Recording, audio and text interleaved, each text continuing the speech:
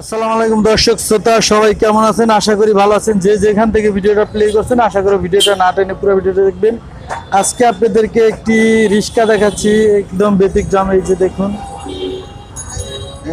বঙ্গবন্ধু শেখ মুজিবুর রহমান বাংলাদেশ, এই যে দেখতে পাচ্ছেন পিতলেরই। এবং রিক্সাটার এই যে দেখেন, এই সাইডেও কত সুন্দর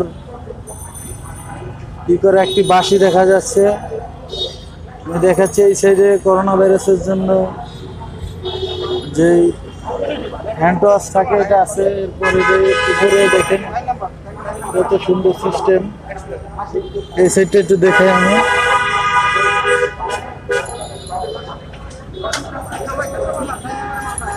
পিছনের সাইডটা একটু আপনাদেরকে দেখাচ্ছি।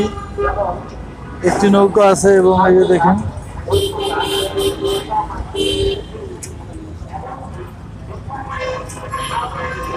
দেখতে পাচ্ছেন, এটা একদম একটু ব্যতিক্রম। এই যে একটা কি জানি আছে, একটা কি বেলানোর সময় ব্যাগবুক আপনি খাওয়া দিয়ে নিয়ে। দর্শক শ্রোতা, আপনারা যে রিক্সাটা দেখলেন, এই রিক্সাটা আসলে এই ভাই চালায়। আসলে জানবো আমরা যে রিক্সাটা এরকম কেন। সব রিক্সা তো একরকম, এটা একটু ব্যতিক্রম। দেখুন, এটার ভিতরে অনেক কিছু আছে। আসসালামু আলাইকুম ভাই। ওয়ালাইকুম আসসালাম। কি নাম ভাইয়ের? আমার নাম মোহাম্মদ হুমায়ুন চৌধুরী। হুমায়ুন চৌধুরী। চৌধুরী? মোহাম্মদ হুমায়ুন চৌধুরী। আপনি চৌধুরী বংশ? জি। মাশাআল্লাহ। চৌধুরী রিক্সা চালাচ্ছেন কেন? চালাই কি করুন, মামা তো গরিব মানুষ। বর্তমান বয়স কত? কত? 25। 25? বিয়ে শাদী করছেন? জি না, এখন বিয়ে করেন নাই? আচ্ছা, এই যে রিক্সাটা একটু ব্যতিক্রম দেখতে পাচ্ছি, রিক্সাটা কার? আপনার? এটা আমার নিজে। আপনি নিজের? আমি নিজের সাথে। তো এরকম রিক্সার এরকম কত কিছু সাজাইছেন কেন বলেন তো আমাকে। এটা সাজানোর উদ্দেশ্য হলো আপনার সব ঢাকা শহর তো বিভিন্ন রকমের রিক্সা চলে।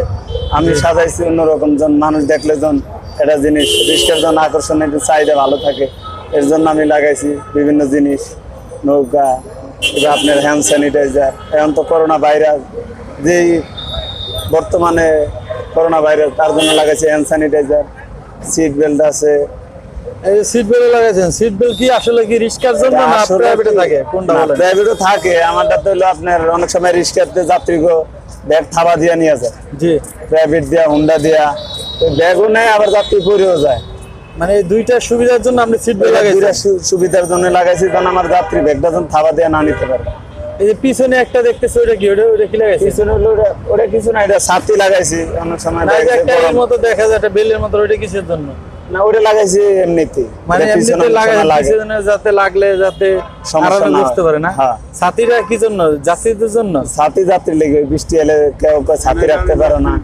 ও মানে বৃষ্টি এলে দেখা যায় যে যাত্রী দূরে দাঁড়ায় থাকলে আপনি যে ছাতিতে নিয়ে আসেন, কিংবা রিক্সা তো নামার সময় আবার ছাতি দিয়ে দেওয়া যায়, সাইডে সাইড করে দেন, এই তো।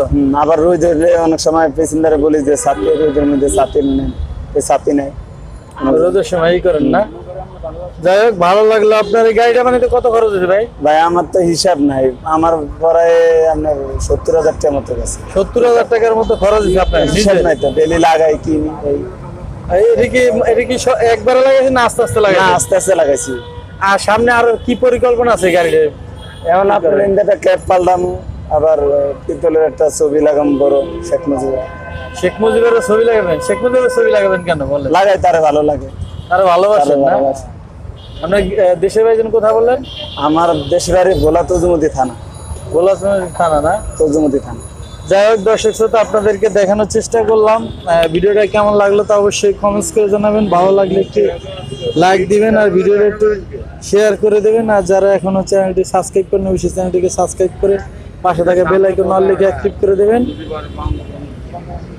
আজকের মতো আমি এখানেই বিদায় নিচ্ছি। সবাই ভালো থাকেন, সুস্থ থাকেন, সুন্দর থাকেন। আল্লাহ হাফেজ।